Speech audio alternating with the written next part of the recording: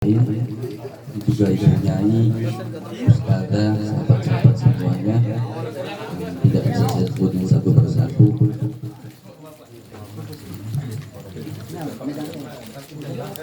Alhamdulillah, alhamdulillah. Pada kesempatan malam yang berbahagia ini kita masih diberikan umur panjang oleh Allah Subhanahu wa taala sehingga kita bisa bertemu dengan tahun baru. Mudah-mudahan dengan tahun baru Hijriah ini menjadi sebuah simbol semangat, menjadi sebuah simbol kebaikan untuk kita. Kalau misalkan diibaratkan, mudah-mudahan bahagianya kita di tahun baru seperti mempunyai istri yang baru, atau pengantin baru, ya, seperti bahagianya pengantin baru. Bahagianya, serta mudah-mudahan di tahun baru kita yang pertama bisa bersyukur pada Allah Subhanahu wa taala. Yang kedua, kita bisa mereview ataupun mengoreksi apa saja yang sudah kita lakukan di tahun yang sudah lewat. Artinya mudah-mudahan harapan kita di tahun sekarang ini, tahun baru, bisa lebih baik lagi. Kulla sanatin ziyadatan. Tiap tahun ya kira-kira selalu bertambah, khususnya kebaikannya. Allahumma amin ya rabbal alamin. Pada kesempatan malam yang berbahagia ini di tahun baru Hijriah diawali dengan bulan Muharram. Sepertinya tidak asing bagi kita istilah bahasa Muharram ataupun haram. Entah itu berkaitan dengan hukum ataupun berkaitan dengan sebuah nama tempat. Kalau hukum mungkin kita ketahui bahwa dalam syariat kita semua orang mukallaf itu kebebanan 5 hukum: wajib, sunnah, mubah, makruh, haram, atau istilah lainnya wujub, mandub, ibahah, karohah, dan juga hurmah. Nah, tetapi mungkin kadang memahami bingung juga. Ada masjid masjid haram, masjidil haram, masjidil haram. Terus juga dengan identiknya, kita jika menyebutkan haram pasti sesuatu yang mungkin dilarang oleh syariat, baik Al-Quran ataupun hadis. Nah, ini ya perlu dipahami makna haram, hukum dengan Masjidil Haram. Sebenarnya mungkin sama, tetapi kadang pemahaman kitanya yang agak keliru. Masjidil Haram berarti masjid yang dilarang, gitu kan? Ini salah. Bahasa haram sesuatu yang dilarang. Nah, ini juga sebenarnya agak kurang tepat. Harim, gitu kan, atau muhrim, gitu kan ya. Ada juga muhrim, tidak boleh dikawin. Oding buat kreatif. Muhrim lain oding.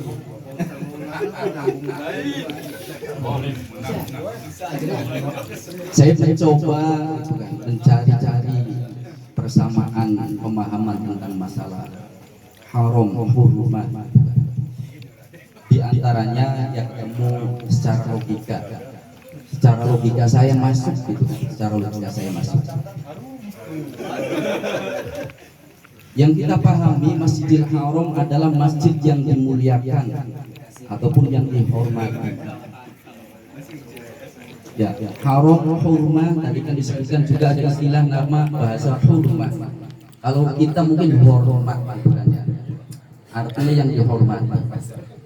Nah, ini agak sedikit ketemu. Contoh salah satunya, orang semakin mulia maka semakin ketat aturan dalam melakukan segala sesuatunya. Contoh misalkan Haji Komarudin gitu kan, sudah dianggap oleh masyarakat menjadi sesepuh. Yang dilakukan Ki Haji Komarudin tentu tidak sebebas orang yang dianggap bukan kiai, apalagi sudah dianggap sesepuh. Bagi orang biasa pakai celana kolor biasa baik ya, ke warung ke mana juga. Tetapi sesepuh Kiai Haji gitu kan, ya asal kurang pantas, seolah-olah dilarang, gitu kan. Karena apa dilarang? Bukan tidak boleh, bukan, tetapi karena kehormatan kemuliaannya maka jangan dilakukan seperti itu. Artinya aturan kurang pantasnya memakai celana kolor itu bukan karena dilarang dengan dasar tidak suka, tetapi karena penghormatan. Karena penghormatan sesepuh Kiai Haji seperti itu. Nah, begitu juga perlu kita ketahui bahwa manusia adalah afdhalul khalqi, lebih utama-utamanya makhluk. Sampai malaikat, kalaupun ibaratnya kalau kita lihat malaikat ini tidak pernah maksiat gitu kan, tetapi menjalani kehidupan seperti manusia itu tidak kuat. Contohnya karena kemuliaan manusia lah, karena kemanusiaan manusia lah, maka manusia ada aturan hidupnya. Ya tadi, kalau sudah mukallaf tidak lepas apa yang diucapkan ataupun yang diperbuat itu. Kalau tidak wajib ya sunnah, kalau enggak sunnah mubah, kalau enggak mubah makruh. Pokoknya si kelimanya itu selalu ngintil. Sama halnya misalkan orang yang nganggur dengan orang yang kerja. Contoh misalkan jadi PNS kayak Kang Hasbi, bukan ya? Dengan orang yang nganggur bebas saja tidur apa segala. Yang jadi PNS ada aturan, harus berangkat jam 7 misalkan kejar print gitu banyak. Terus yang dilakukannya apa segala itu ada aturannya. Coba lihat secara ini kehidupannya, lebih mulia jadi PNS atau jadi pengangguran. Ya, pengangguran benar-benar nganggur, misalkan hanya tidur saja gitu. Seperti misalkan sama yang kurang waras gitu kan bebas sekali gitu. Lebih mulia mana? Yang ada aturannya. Tentu kan gini juga, orang yang tadi misalkan jadi PNS ada aturan main. Tentu yang pertama, ketika mengikuti aturan itu bisa mendapatkan fasilitas. Yang kedua, dengan mengikuti aturan itu kita bisa mendapatkan gaji ataupun imbalan. Nah, berbeda yang nganggur siapa gitu kan, yang menjaga siapa, makanya terus juga siapa yang menggaji gitu kan. Artinya kita hidup ketika menuruti aturan Allah Subhanahu wa taala maka akan mendapatkan fasilitas dan juga balasan dari Allah Subhanahu wa taala. Mangga hidup mabilian, paling nganggur besok ya jamaah edannya mangga gitu kan. Artinya berarti ya enggak ada yang jamin kapan dimuliakan, dihormati gitu kan. Siap-siap saja gitu. Kalau pengen mulia hidupnya, mendapatkan fasilitas dan juga banyak mendapatkan kenikmatan, kebahagiaan, ya jadi orang waras yang mengikuti aturan. Nah, makanya aturan ini misalkan ada makruh dan juga haram gitu kan, bukan berarti itu merupakan misalkan kebenduan Allah Subhanahu wa taala, tidak. Karena saking haji rahmatnya, karena saking kasih sayangnya Allah terhadap manusia sehingga yang dilarang, contoh misalkan secara syar'i, misalkan sesuatu yang memabukkan, juga daging babi yang tagnya ada dalam Al-Quran. Nah itu jelaskan untuk kehormatan manusia itu sendiri. Dilarang mabuk-mabukan itu bisa merusak wibawa, kemuliaan, kehormatan, kehebatan dari manusia itu sendiri. Sarafnya rusak nanti bagaimana, gitu kan ya? Bisa jadi serasa sudah pakai baju padahal belum, serasa sudah pakai celana padahal belum keluar atau gitu kan? Bisa jadi karena sarafnya nggak benar.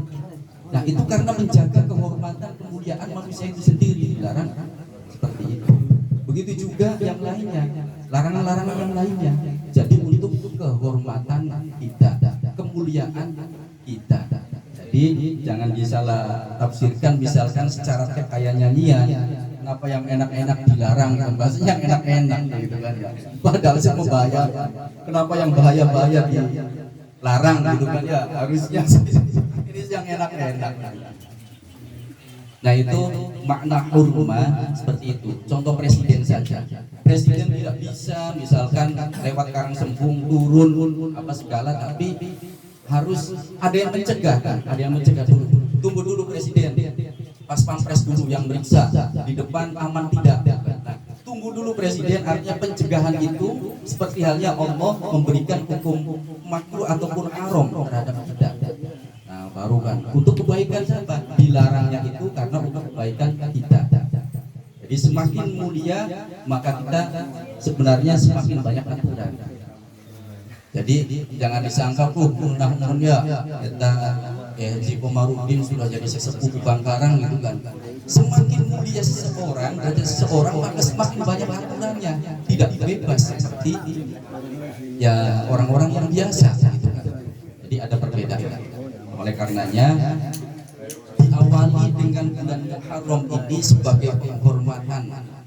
Kalau istilah kiai saya, Kiai Haji Yasif Maimun, bahasa ininya, bahasa ininya. Ayo kita mulai di bulan Muharram ini mengharamkan segala sesuatu yang diharamkan. Jadi mulai artinya mengharamkan sesuatu yang diharamkan. Nah, itu yang paling intinya. Mumpung masih di bulan Muharram, mudah-mudahan kita bisa mendapatkan keberkahan, kemanfaatan, makna yang terkandung, rahasia yang terkandung dalam bulan Muharram. Allahumma amin ya rabbal alamin. Ya seperti halnya kemarin rame gitu kan ya, satu Muharram malam itu minum susu gitu kan, sebagai simbol ya kan, sebagai simbol Sayyid Muhammad bin Alwi Al-Maliki. Saya punya sanad aurad dari beliau melalui Habib Bud. Nah itu memang salah satu kebiasaannya ketika malam tahun baru membagikan susu putih pada santri-santrinya, dan batasannya sampai subuh gitu kan. Nah itu sebuah simbol, sebuah doa melalui simbol. Mudah-mudahan satu tahun itu kita dipenuhi dengan amalia-amalia yang suci, yang tulus, yang ikhlas, juga banyak memberikan manfaat dalam satu tahun tersebut. Nah itu saja yang saya sampaikan, mudah-mudahan ada manfaatnya. Sebelum ditutup, mari kita seperti biasa kita doa bersama.